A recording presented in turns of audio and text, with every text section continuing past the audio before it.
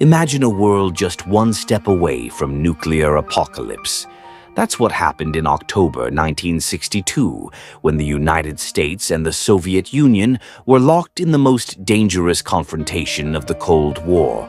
This event became known as the Cuban Missile Crisis, a moment when the entire world held its breath, fearing a global nuclear war would break out.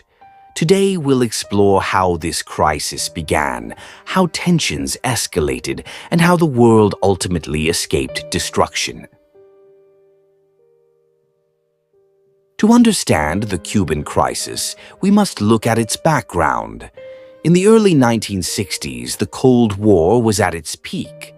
The Soviet Union and the United States competed on everything from ideology to technology to military might. The United States had already deployed nuclear missiles in Turkey and Italy, which could easily strike the Soviet Union. Meanwhile, Cuba, an island just 145 kilometers from Florida, had just experienced a revolution in 1959. Fidel Castro rose to power, overthrew a pro-American regime, and established close ties with the Soviet Union. For Washington, communist Cuba in America's backyard posed a major threat. For Moscow, Cuba presented a golden opportunity to challenge American dominance. The crisis began on October 14, 1962. An American U-2 spy plane took aerial photographs of Cuba. The results were shocking. The Soviet Union was building a nuclear ballistic missile base there. The missiles were capable of reaching nearly the entire United States in a matter of minutes. When this report reached President John F. Kennedy, the White House was in an uproar. America realized if left unchecked, the balance of nuclear power would shift drastically. After heated debate, Kennedy decided against an immediate attack. Instead, he declared a quarantine, or naval blockade, of Cuba on October 22, 1962. All Soviet ships carrying missiles or military equipment were intercepted at sea. Kennedy's speech was broadcast worldwide, dramatically escalating tensions. Americans panicked, stockpiling food and preparing for the possibility of nuclear war. For the first time, the threat of nuclear apocalypse seemed real.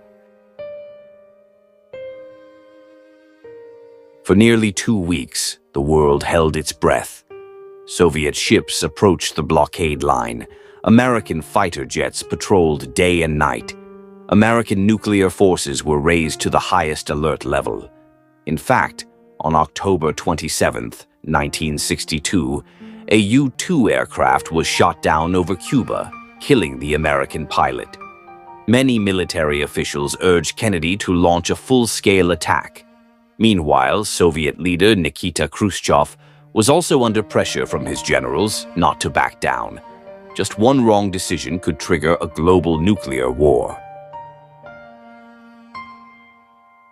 Tensions eventually eased through diplomacy. Khrushchev sent 2 letters to Kennedy. The first was conciliatory, offering a compromise if America promised not to attack Cuba. The second letter was harsher, demanding that America remove its nuclear missiles from Turkey. Kennedy cautiously responded only to the first letter. Secretly, America did agree to remove its missiles from Turkey, but this was not announced publicly.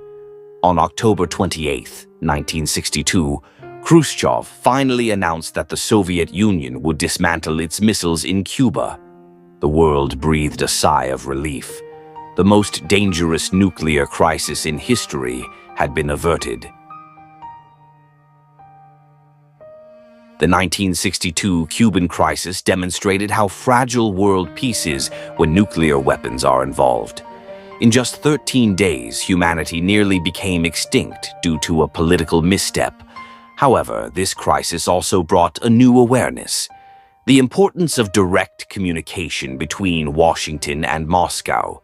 This led to the creation of the hotline, a dedicated telephone line between the 2 leaders to prevent future misunderstandings. The question is, Have we truly learned from that crisis?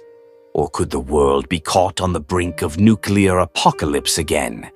Leave your thoughts in the comments. Thanks for watching.